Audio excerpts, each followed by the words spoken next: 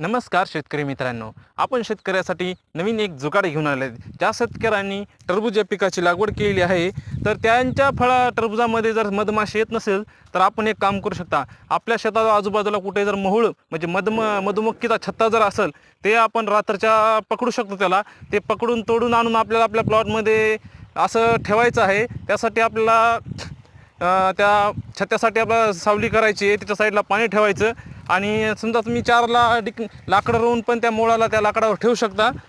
तुमच्या टरबुजाच्या सेटिंगसाठी हा अत्यंत उपयुक्त होणार आहे, कारण मधुमाशी तुमच्या पूर्ण प्लॉटमध्ये राहील. तरी बघू शकता मित्रांनो, आपण तसं जुगाड केलेलं आहे. तर आमच्या जवळपास 70 ते 90% सेटिंग होत आलेली आहे. अत्यंत असं जुगाड आहे मित्रांनो. तुम्हाला कोणत्याही प्रकारचे काही पैसे लागणार नाहीत, काही नाही. तर तुम्ही कोणाच्या हाताने हे मूळ आणू शकता आणि आपल्या प्लॉटमध्ये ठेवू शकता.